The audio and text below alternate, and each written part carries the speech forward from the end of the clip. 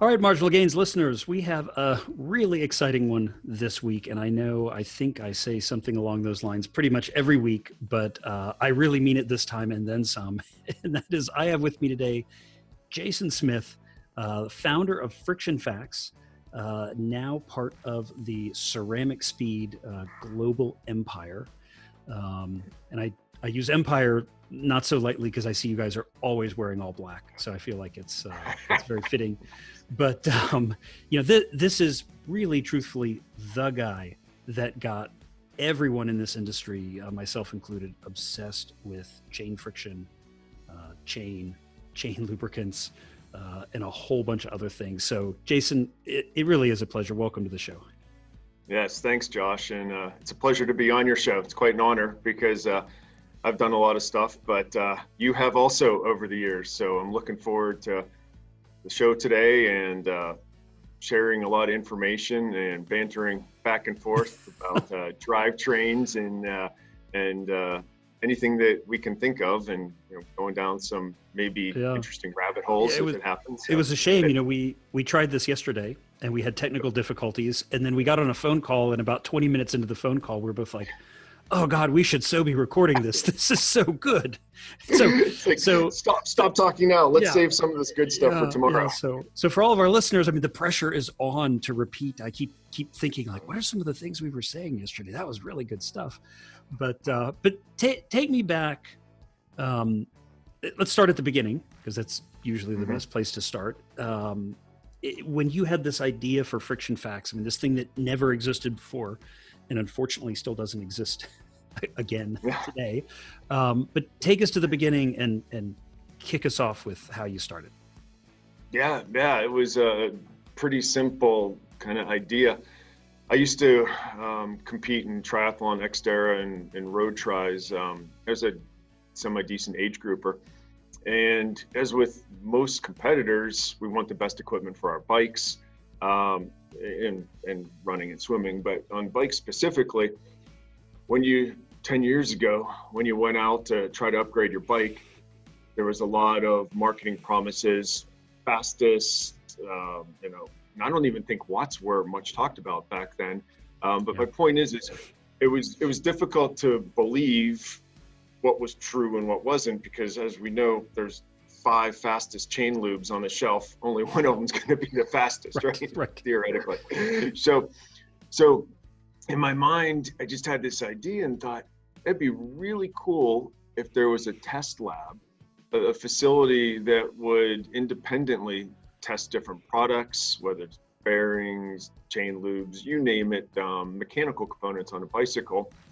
And then sort of like Consumer Reports did in the past, and I think they still do it now, but sell the data so that the company would be able to provide unbiased data and be able to buy their own products, and the revenue to support that would come in straight from the user. So there were no advertising or conflicts of interest or things like that. So that was my idea. It'd be really neat if that happened.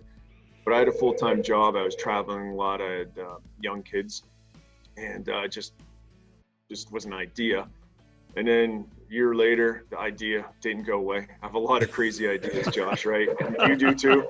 I'm like, man, nobody's done this, and it's still there. I think we need. So I had an opportunity. I was leaving my job, going to find something locally in another industry without as much travel. So I just talked it over with my wife and said, hey, I think this might be able to be something. And let me just take a little bit of money and build some rudimentary equipment and see if I can detect some differences in friction and chains and some pulley wheels. And I said, if I can't, so be it, spend a little bit of money, go on with life. Well, she gave me the green light, which was really neat in hindsight, right? Yeah. I don't get the green light from my wife too often, but sorry, honey. So I built my first test equipment in the garage out of particle board, and I think I'm trying to remember just some basic electrical testing, looking at loads and currents and amps. That was very inexpensive. And I was even able to detect some difference in chains at that point. So I made the decision, hey, let's get into this. Let's start a business. And the business model was going to be, as I mentioned earlier, that Friction Facts buys all of their own samples to be tested. We weren't going to accept anything from manufacturers, and the only revenue stream was going to be from the users that would buy these reports. So we started with pulley wheels and sold our first report for $7, and we had like 20 or 30 different pulley wheels, and all of a sudden, and we sold a fair amount of them.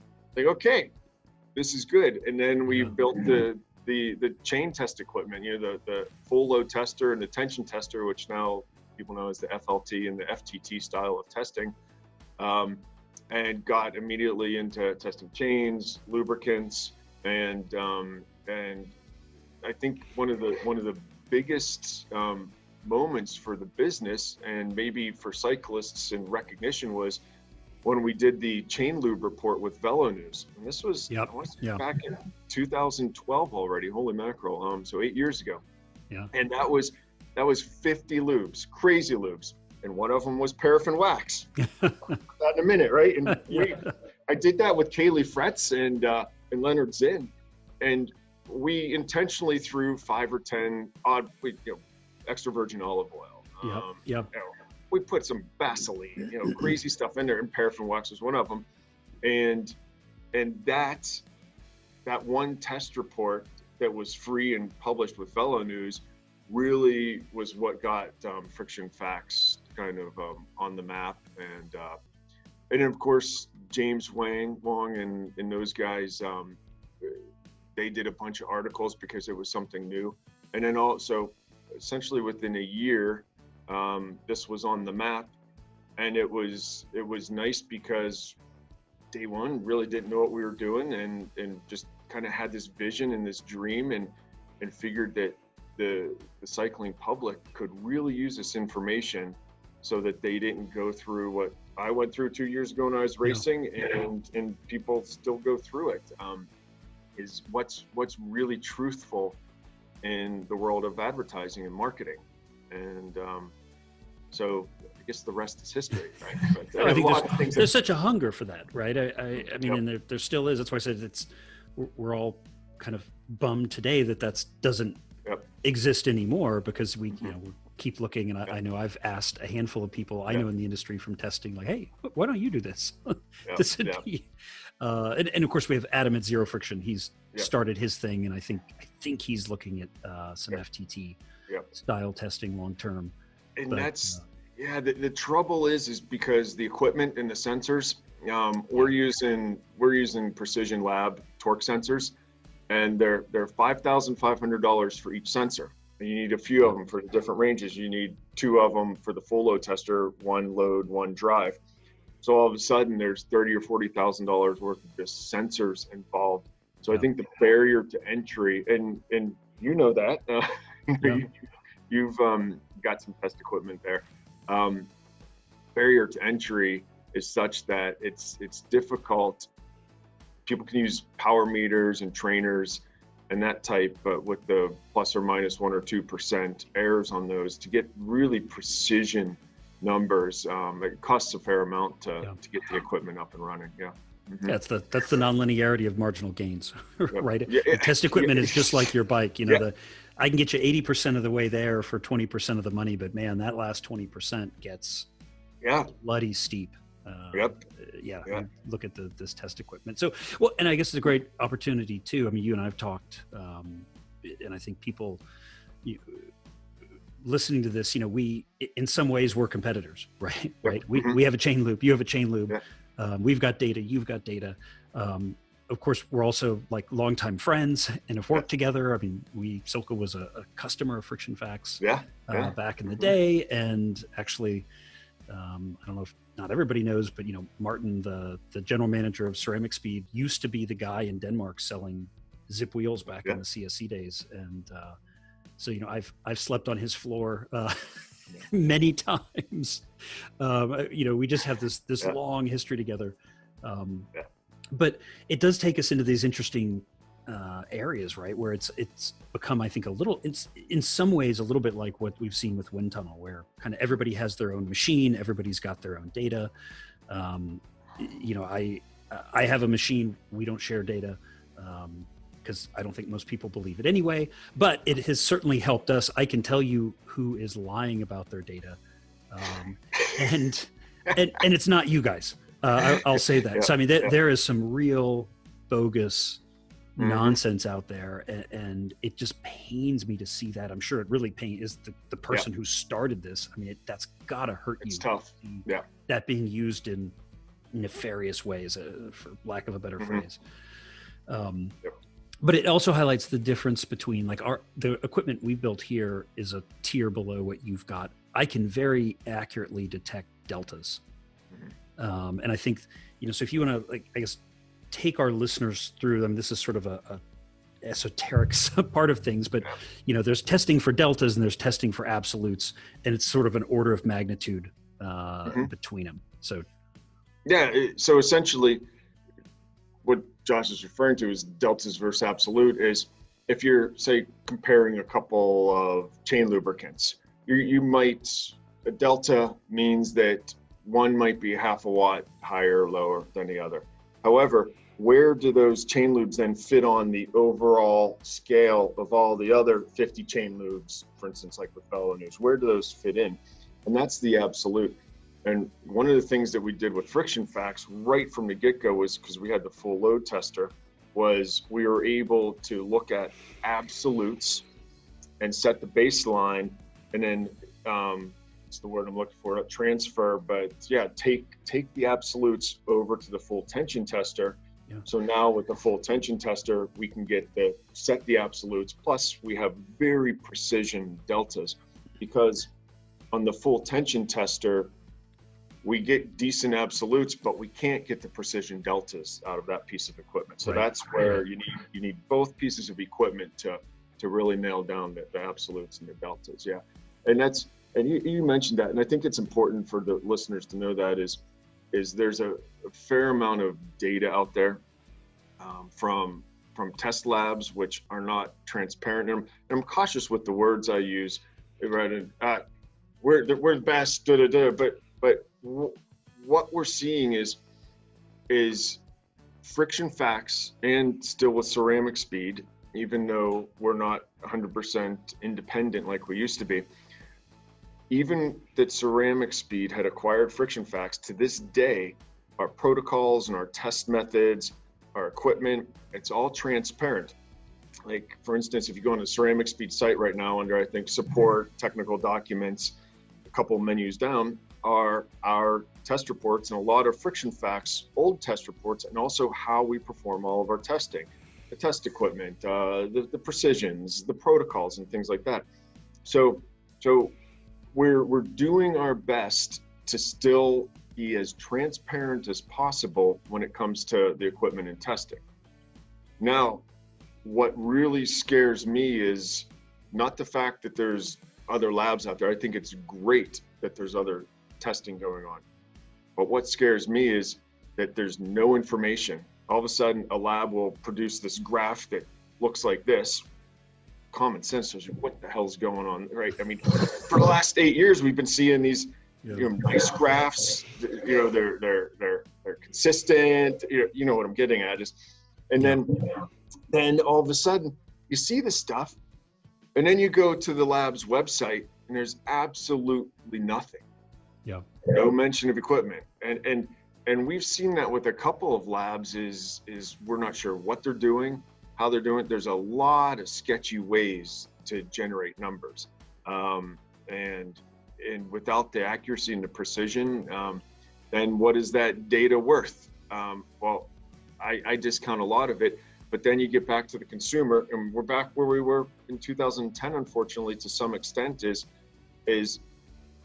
a consumer needs to have faith in the company that they're purchasing products from versus the actual data itself. Yeah. Because there's what I feel is really bad data that's being spread around right now. So, but it is what it is, and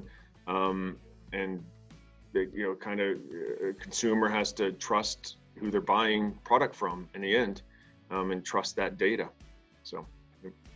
Yeah, no, they're great points. And I think it in a lot of ways, it's where we are again with wind tunnels. Mm-hmm. Yeah. I think it's everybody can be the fastest. And I think, one of the things that I've always pointed out to people is, I don't think it's necessarily all these companies are BSing or lying. I think in a lot of cases, it's you design your product for the test that you have or the test that you're doing. And so you end up with a design that's really exceptional in that test. And,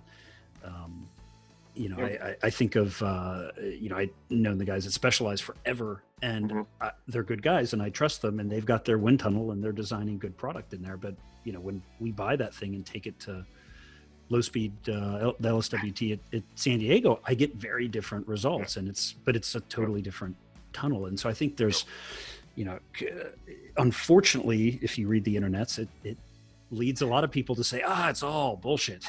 Yeah. It's completely not all bullshit. Right? And it is tough. Yeah. And wheels in general. And what's happening with chain lubricants and chain coatings is what happened to wheels 2 or 3 years ago. And I'm stealing Adam Cairn's thunder here. And he's like, Jason, but he brought it up is with wheels, you've got, I'm going to call it 5-7 manufacturers that are right now claiming they have the fastest wheels. And not even at 10-degree yaws are as fastest. No, we're talking big claims here.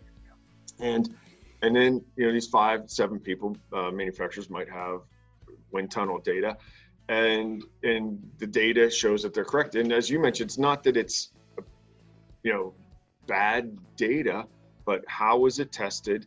And then also, I'm going to call it like it is. There's some wind tunnels that, let's say, are more precise than others.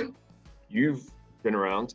So a company might feel that they are doing the proper test, following the proper procedure, yet the numbers they're getting inherently just from the measuring equipment that they're using aren't as precise as another, say, tunnel. So, but to wrap this up, not to wrap it up, but where do we go with this in the future? And oh boy, I'm jumping around here, Josh, because I was like, I'd love to talk about chains for a second and efficiency, which we can get back to, but I'm just going to go down this rabbit hole. Is you and I have talked about creating performance working groups between manufacturers, and we already have safety working groups. CPSC, I think ANSI has one. I know you know this better than I do. And remember Interbike back in the day? They used to have safety meetings. So I would absolutely love and support and be part of a performance working group that maybe had a subset of aerodynamic and a subset of drivetrain efficiency, where manufacturers could be part of it without sharing trade secrets or confidential information.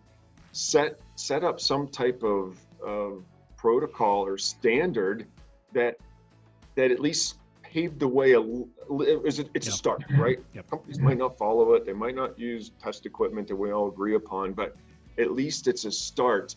And I don't feel that there's anything right now. And maybe now's the time because of what we've seen with Aero a couple years ago and now with drivetrain efficiency testing. So. Yeah, that's a great point.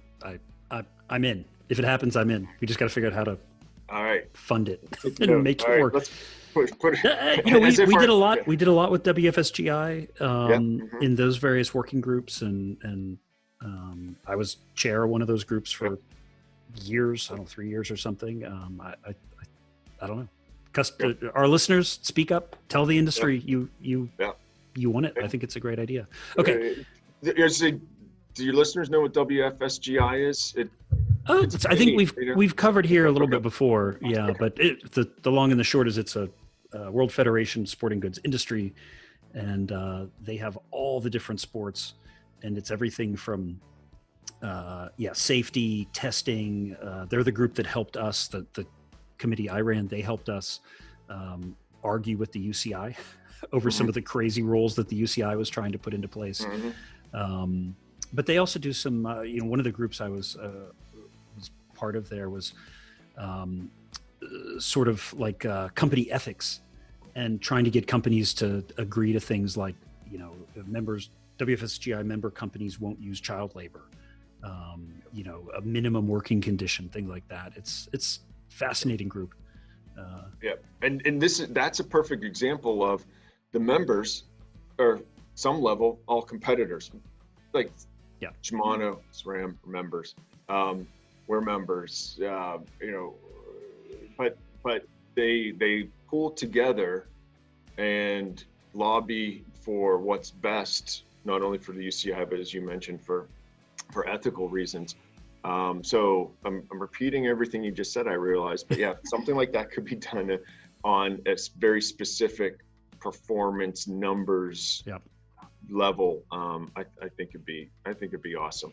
And I mean, you're in, I'm in, I imagine Adam would be in, some of the media, that are interested in chains and chain lube. I bet they'd be a kind of moderator in on it. So it could be something really big. And then I wouldn't doubt that manufacturers start coming in to be part of it. So the good news I think here is that, I mean, really 10 years ago, this was not a thing.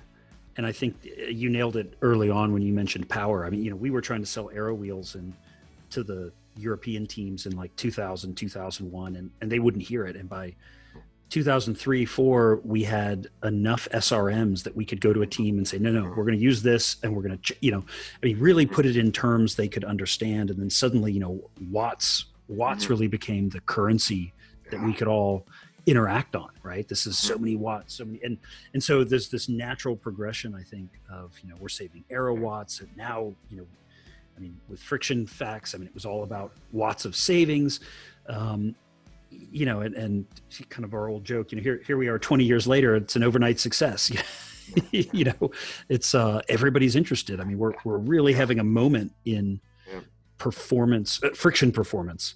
So it's a super exciting time. Now, let's pull it. I do want to pull it back and geek out, because you and I started down this path last night, and then obviously weren't recording it, but I want to super geek out on chain. It is the topic that I think a lot of our listeners have been maybe the most fascinated in.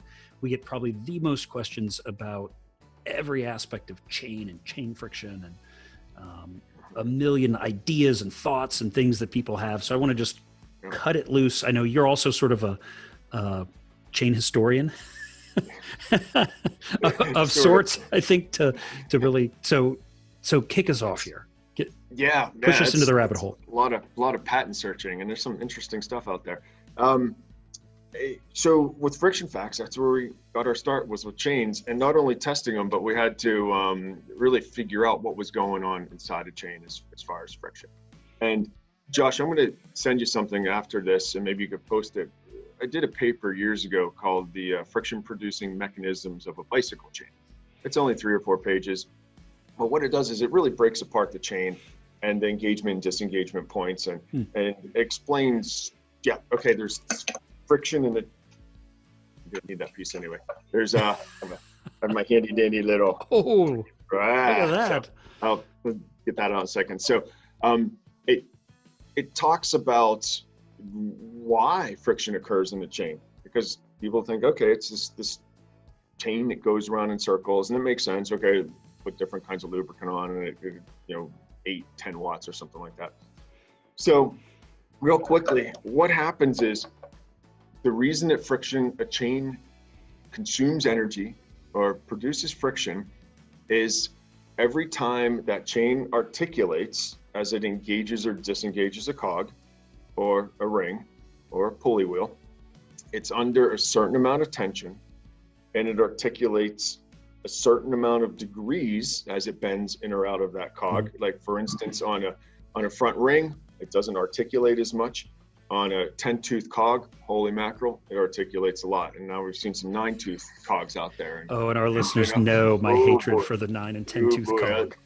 You know what? And I got to be I'll go down that path for a second. My opinion of 9 and 10-tooth cogs are strictly efficiency related. And I laugh because There are a lot of benefits to one-bys and these smaller cogs, but from an efficiency standpoint, it's not a benefit. So whenever you might hear my voice that it's not optimal, that's just coming from an efficiency standpoint. So everybody can take their pros and cons and weigh them themselves. So anyway, to go back to, so this chain articulates in and out under tension, and then you have to look at how many times, because this chain is looping through the drivetrain. It's the rate of articulation. So essentially, there's 8 engagement and disengagement points in a drivetrain. So you got 2 on the front ring, 2 on a pulley wheel, 2 on a pulley wheel, and 2 on a cog. So every time that chain comes in or out on one of those, friction is created. On the top span, that's where the most friction is created. That's because that's where the highest tension is. And remember, tension is one of the factors for friction creation. But one of the things is important is, so that's the top span. Now let's look at the bottom span. And this is where, like the OSPW, CeramicSpeed OSPW, and there's some also other manufacturers out there. I don't want to be biased to CeramicSpeed, but we have the best, and I know that. I've tested them all, but in the past, the lower spans, the friction that was created down there was kind of discounted because it was, it's just the spring on the rear derailleur pulley cage that tenses that, and it's not much. But what people don't realize is, of the 8 engagement and disengagement points on a drivetrain, 6 of those are down in the lower span. So they might not be individually that much, but when you have 6 of them, they're going to add up. And that's where, for instance, the oversized pulley wheel system came in. And I want to mention something is CeramicSpeed did not invent that. If you recall Burner, oh boy. This was mid-2000s, triathlon. They for some reason they didn't take off. I don't know if and granted, they did some different things with their oversized pulley wheel system, but when Friction Facts started and we had methods of testing this, CeramicSpeed actually came to me and said, let's test this with these bigger pulley wheels. Ceramic, do everything a little bit different and maybe better than was done in the past. And then you had the first generation of the OSPW. So I'm digressing here, but the OSPWs even further minimize the tension in those lower spans. So when you add all of these articulating chain points up, it's about 40,000 articulations a minute at 95 RPM. So you figure, okay, yeah, how much friction is in a chain link going like this? Well, not much, but you multiply it by 40,000 times over a minute of riding, it adds up pretty quickly. Yeah.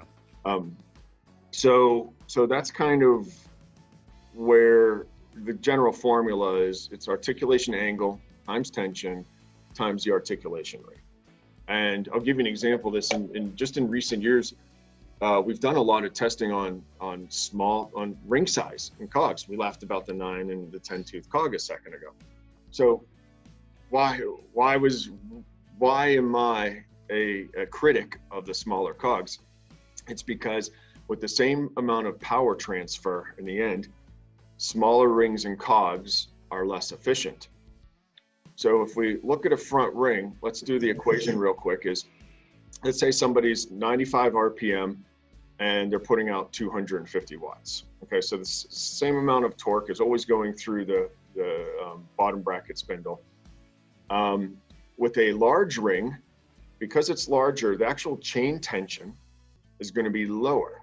So it's a moment. So if you have a big ring, the chain tension on the top span is lower, and the articulation, the amount that it bends into each tooth is going to be a lower angle. So you have lower, but then there's more teeth per unit time. So there's more articulations going through, which is higher. But 2 lowers outweighs the 1 upper. So that's why big rings are more efficient up front. And then when it comes to the smaller cogs in the back, the rate is governed by the front ring front. So you have the angle of articulation, and the tension is governed by the ring up front. So in the back, it's strictly up to the angle of articulation, and also it's not linear. When you go between a 50 and a 48, say on a mountain bike, that's two teeth different, but quick math, that's 4%. Okay. When you go to a 9 to a 10, it's only one tooth difference, but it's 10%. Yeah. I don't think people realize that those 9 or that's a 10% difference in the articulation angle between that 10 to the 9. So it's a big deal. Now, I apologize. I'm talking a lot here, so cut me off at any time. No, it needs to be said. Yeah. So so that's the quick with the basic formula of how the reasons why a larger ring, larger cogs for same given final gear ratio is more efficient. And on a lot of track, you're seeing some pretty big rings up front. Now, then the question I've been asked this a fair amount. Well, should I, what about a 75 tooth front ring, right? Okay, well, then you go and you get weight and aerodynamic inefficiency. So there's a trade-off point, probably in you might know this best, mid 50s, 56 tooth front ring, where the frontal area outweighs the mechanical gains, and also opposite, as the tooth count becomes larger on the front ring, the gains decrease, so it's not linear. Yeah. Same effect as the 9 to 10. When you go from 55, 56, 57, that difference isn't as great as in your 40s to 45 or somewhere in there. So at some point, a big ginormous front ring just isn't that efficient anymore because of aerodynamic and weight. So yeah. Yep. No, I love it. It's 100% true. And I know before all this COVID stuff, we were working on a handful of hour record attempts with a couple of different athletes, and some of the rings we're looking at were 60, 66.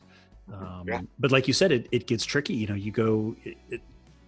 I tend to focus more on the cog, but of course, each tooth in the cog, it's a decreasing percentage, but it's a large percentage, right? And so you hit that from a 15 to a 16, that's however many teeth in the front, and then from the 16 to the set, and quickly you end up with if I want to run an 18, I need a 66, and you kind of work the math. Shit, no, that's 66. That's what I get. They're big. And, I'd say the other advantage there on the track is as things get bigger, you can much more safely go to road chain and some tricks that you can play with there to take those things out, because like you said, that top span tension comes down. Exactly.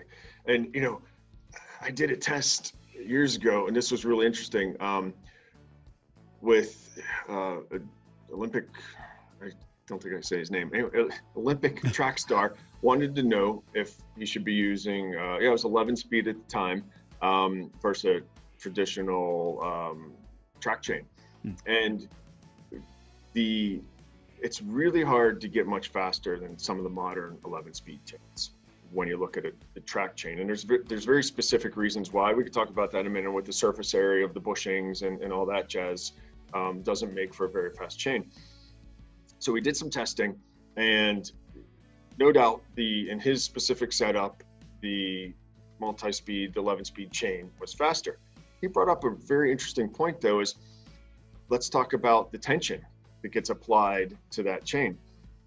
He felt because a track chain does not have the lateral movement of a split bushing multi-speed chain, which you need for cross chaining, he had to run tighter preload on the 11-speed chain so that it wouldn't flop around and skip off. So we did some calculations, and at the end, what according to the preloading that he was using, it came out to be a wash. Even though the 11-speed chain was faster, he felt he needed to preload it a little bit more, which took away from the advantages. But that's just something people might not think about, hey, an 11-speed chain is pretty much the fastest you can get right now. Well, yes, but let's look at some other things too.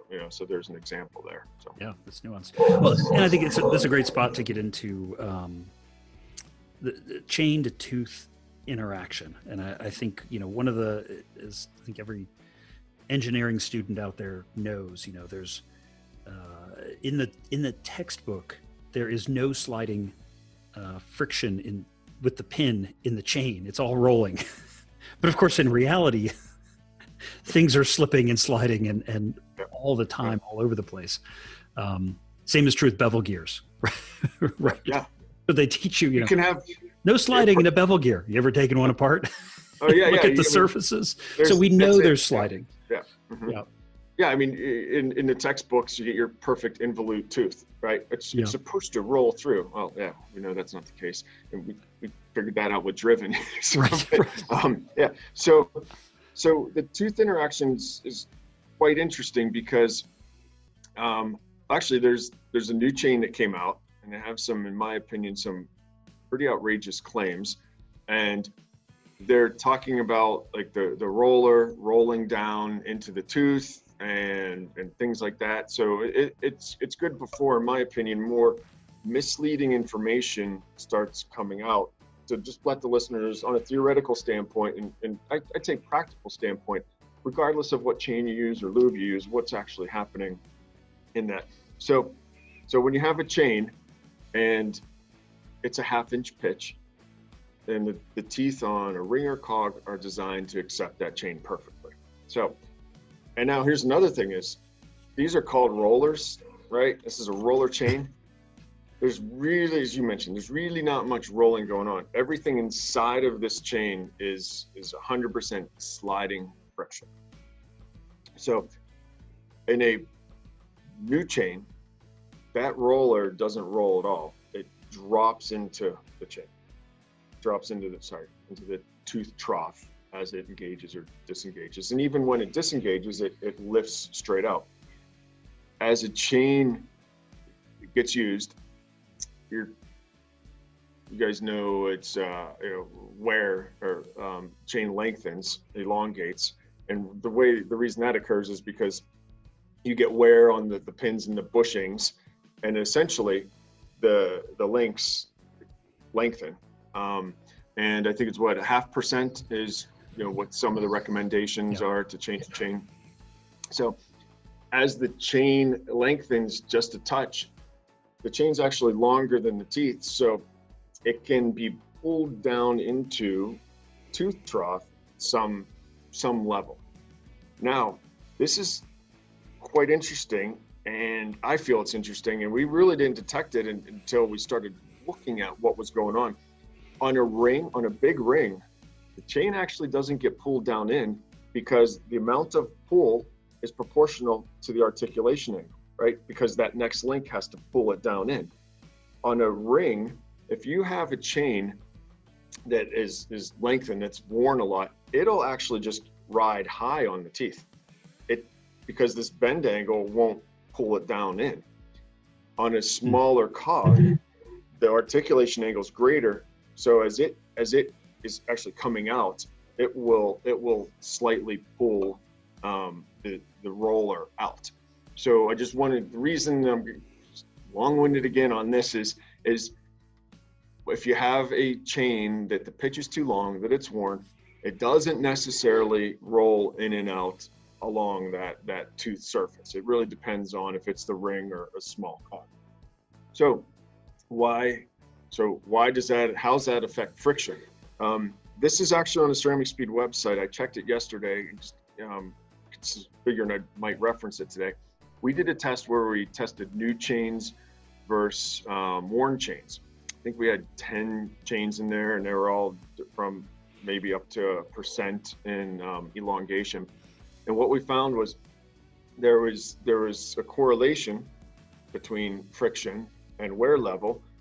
Well, it wasn't obviously back then, but we assumed, and we proved that worn chains do consume more energy. And what we discovered was that exactly that is on the ring. It's it rides high, so it really doesn't create that much extra energy. But on the cog, and we were testing with 11-tooth cog, that roller will roll out to some effect. And whenever the roller rolls, that creates more sliding friction. Another interesting thing is we had on that same test, we had worn rings and cogs. So we did two variables, took new chains, worn chains, new cogs, worn cogs, and performed 4 tests across. And we found that, boy, I'm trying to remember, the rings and the cogs, I can't remember the amount, didn't really affect the friction. So while a worn ring and cog might affect shifting and maybe noise, friction, it didn't have much of an effect. The biggest effect, I'm gonna throw out a number, probably 90% of the friction increase because of worn drivetrain came from the chain itself and the fact that it was lengthened. So Ooh, that's interesting. So I've not seen that one, but it yeah. that makes sense. And that's, after this, I'll send you a bunch of links if you want to post on your site. Yeah, no, we'll put them on the site. Some of It'd these, be great. Yeah. Yep. Yeah. Well, and I think most of our listeners probably know, but if you're with us for the first time, it's, the chain quite literally drives the wear in the system, right? The worn cogs and chain rings come from worn chains, and elongating chains. And I think you do a great job of describing it. You don't drop into the trough, but it's rolling down, up and down now the sides of the teeth, more friction and more wear. I think also interesting, I know in a lot of the studies we've done, is the non-linearity of that wear itself. If you've been riding for 4 months and you check your chain and it's a 0.25% wear, in 4 more months, it's probably going to be well past the 0.5 because there's this sort of non-linear curve. Help listeners understand all the nuances happening there. Yeah, with chain elongation. So this is maybe 4 years ago, I did an article with Leonard Zinn about chain wear testers, the tools. There's the basic ones and your more expensive digital and so forth. So, but the first thing I did was like, let's look at new chains. And I searched this article up, and I'll send you a link. I found it. It's still up there because it was one that Leonard's in. So I took, I think it was 5 brand new chains, and I hung them all by their own weight. So they were all had the same tension on them. Put a rod through the top of them, and it was 100 links down, which is kind of a rough area of a rear derailleur style drivetrain. And I took a picture of where they all were, and you'll see this picture. And there was a difference, I want to say, of 0.015. So that's 0.15%, sorry. Now, if you change a chain at 0.5%, right? Your chain is already starting with this variance of 0.15, which is 33% of the way to an old chain. But so you don't know, then we weren't sure if, geez, are some of these chains perfect pitch, too long, too tight? And it comes down to really, a chain is not a Dur Ace, but you can get a chain for $25. Look at all the moving parts and the manufacturing process that goes into that. So they are precision products, but over 100 links, it's hard to get that precision out of them. So that's where we saw this small amount of difference between new chains. Okay, so move on. But the point is just because you have a new chain doesn't mean it's necessarily a perfect pitch. And it was just kind of cool to see that. To be honest, Josh, I hope that I'm not muddying the water for a lot of listeners. Like, hey, before I listened to that podcast, I just went out and tested the wear on my chain. And yeah, you can still do that, but I'm just bringing up these things that we found because they're kind of interesting, and maybe your listeners will just, it'll be food for thought. Oh yeah, that makes sense. I really don't give a darn about it, but yeah, it's kind of good to know that, So when we did the wear versus friction on the new chain versus old chain, what we found was when we measured the wear, to determine how old or worn a chain was, depending on where we measured the chain, we were getting different measurement numbers. So that, yes, I said those. What? That doesn't make sense. So I can't explain it. And it happened on all the chains. We repeated it and it was repeatable for some reason, depending on, and it's not a specific area of a chain because it's continuous. We would get different readings, and it's in that report. It's actually mentioned in there, the variance that we saw. So my suggestion, and to this day, I still do not know why that happens, if it's due to manufacturing or, the way maybe something a frequency is being hit, or repetitiveness within the drivetrain. So it's not sure. So it'd be good. My suggestion is, if you're using a chain checker tool, to measure multiple, measure point on your chain, rotate the crank through a little bit, measure another. And if you're seeing variances, say take 5 measurements and then just average them out. So that was one thing that we caught in that test, which again, it still dumbfounds me on why that is. But another thing that came up, and I think Dave Rome has written on this, and Leonard Zinn also, is a type of chain checker. If you get a chain checker that's the spanner, and it goes on one side of the roller and on the other side, those aren't necessarily the best, because you're measuring also the wear that occurs between the roller and the bushing, and that doesn't cause lengthening. It's the wear between the pin and the plate shoulders, or the bushing, not between the bushing and the roller. Now, the wear between the bushing and the roller is important, because that creates for bad shifting and friction and so forth. But so there, oh boy, and I can't remember exactly, but there are a couple of chain tools out there that take that into account. And I think they measure maybe on the same side rather than opposing sides. So everything's equal. If it pushes in on this side, it's also pushing in on the other side of the roller. So things like that, just food for thought, that your chain tool, if you want it the most precise measurement, make sure it's accounting for any slop in the rollers too. So, and it goes back to, the best way, in my opinion, is to hang a chain and measure it from the center point of the pin, because it eliminates any of the slop with the rollers, and it's measuring over a larger distance, so it averages it out better. Get a little bit more precise measurement with a larger full scale. So, and it is fascinating just how much wear you can get over the length of a whole chain. You pull it off and hang, it's like, oh my god. Well, I mean, it's impressive. So yes. So think about it. Oh boy, sorry, Josh. One more thing. No, you just touched on something. As you think, oh wow, 1% or 0.5%. So if you hang 100 links, 1% is a whole half of an inch. Yeah. There you go. So, and if you change your chain at 0.5%, a new versus slightly worn, where a recommended change would be a whole half link, a quarter-inch difference, but it's a fair amount. It's a half link. And then if you push it to 1%, it does add up when you look at it through the whole chain. So I'm agreeing with you fully, but visually, if you hang it, you can see the difference. Yeah, it's impressive. So talk to me about, I see behind you, over your shoulder there, you have the driven bike.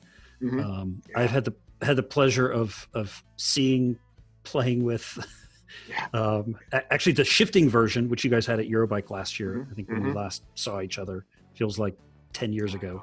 Okay. Remember when we traveled? Oh, those were the days. So we took it for granted, man. We did. I used to complain about I'm going to get on a plane and red eye and jet lag. Now I miss it. Yeah. Do a trip over to Europe. I know. Yeah. But I mean, really, it's just an unbelievable, in my mind, I mean, a work of art and a work of engineering. So I guess take us through that where'd that come from, and what's the time frame been? So that came from kind of what's innovation at CeramicSpeed. Boy, I don't want to make this too long-winded, but about 3 years ago, we had this pursuit of the 1% drivetrain. So internally, we're going to work on products to get us to a 99% efficient drivetrain. Don't know how. It might be a combination of 5 products over 5 years, right? So we're in Boulder, Colorado, and the University of Colorado, which has a great mechanical engineering department, is down the street. And we had the opportunity to team up with the ME department, and it was a design project. And we went in there because this wasn't on our books. You know this. You've got your money making. Sorry, you don't have to agree with me. You've got your day-to-day money making products and your evolutionary products, and you've got your, hey, let's design this. It's not necessarily revolutionary, but it's a next step. It could be a new product. And then you've got your whole, holy crap, skunk works, pie in the sky, shoot for the moon type stuff. So when we started working with the university, we wanted that. You know, we in our lab here and in Denmark, we kind of have the day-to-day and evolutionary and the new products that fit within our core product line handled, and said, scrap everything you know about a bicycle drivetrain. Start with a blank slate, but keep the pedals the same, the wheels the same. Try to keep as much as the frame and the components the same. But the point between the pedals and that rear axle, you have free reign. Do whatever you want.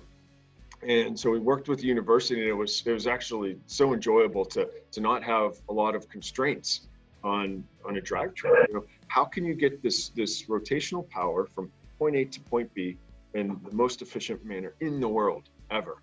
And there were many ideas, a lot of testing went on, and over the course of a year, what came out of it was the first version of Driven, and we won the Eurobike Innovation Award, and that would have been 2018 Eurobike. It was a single speed, but we were able to hit 99.2% efficiency. And I think one of the crazy things is that 99.2% efficiency is with two almost 90 degree angles.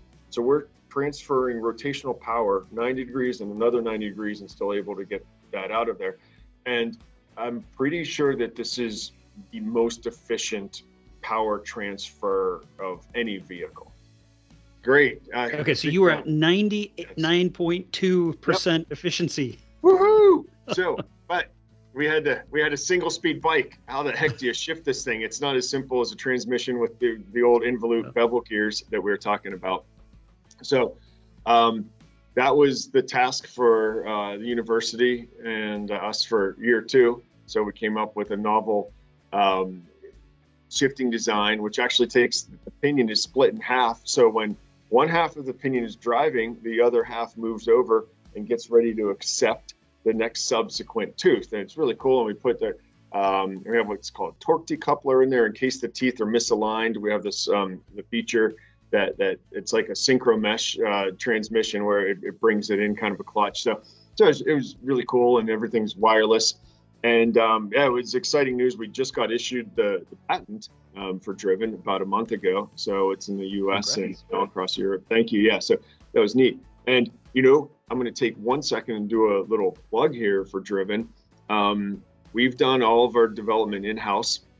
And because this isn't a core product, we want to keep it moving, but the next step with the expenditures and costs to get it to market level are going to be a lot higher than CeramicSpeed can really afford, or should, as a wise business decision put in.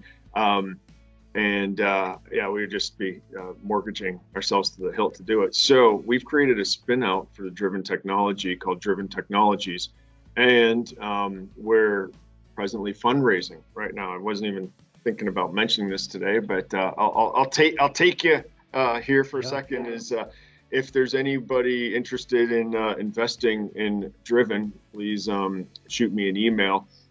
We have shares issued, and this is a no joke investment. We're talking to some VCs, and anybody that's passionate out there, angel investor, please shoot me an email, and I can tell you more about the investment opportunity. So now back to Driven. That's where we are right now. We have the shifting, we have a rideable, and we're doing little bits of development here and there. But until we can really get the funding to take it to the next step, where you'd see it on everyday bicycles and race bikes, we want to get some funding under our belt. Yeah, makes sense. Makes sense. Yeah. I think to see it in person is so impressive. To touch it, to feel it, to hear it. I mean, the all is just so amazing. But I think also it continues to strike me. You know, the chain specific episode we did a couple episodes ago. You know, we talk about just what a marvel of engineering it is, right? And I look at Driven and I think, like, my God, it's, you know, 100 plus years later, and it's taken this amount of like engineering horsepower, computational design. I mean, you know, the computation just to make that rear, I'll call it a cassette cog, whatever the rear plate. You know, we couldn't have even done that a dozen years ago. Just think of the incredible awesomeness that is a bicycle chain, the efficiency, right? The relatively low weight, the strength, the reliability, the durability, and it has taken, you know, this incredibly high horsepower engineering team years to come up with something to improve it. Just, you know, we're talking 1%, 0.8% is just super impressive to me. So, Jason, it has been such a pleasure having you on the show. Really enjoyed it. I always enjoy talking to you or with you. And I have to say, we've had so many technical glitches. Our YouTube watchers will notice that we went from Zoom to Microsoft Teams, which, now we're getting feedback. It's like we've got all the things going. But it's really been a pleasure. I think we need to do this all over again in person with some beers, preferably at Eurobike, some good German beer. But thank you so much for being on the show today. Josh, this has been great. Thank you very much for having me on. And I hope I didn't bore your listeners too much. I think we did over an hour, hour and a half, maybe you'll edit it down to 10 minutes or something. But always welcome the opportunity, and would love to be on again if we want to hit anything else. And at the end of the day, it's just important to educate, I feel, technically as much as possible, so people can make the right decisions on what they're using out there. But yeah, so could not agree more. Well, huge thanks, and we'll talk to you again soon. All right, sounds good, Josh. Thank you very much. Cheers.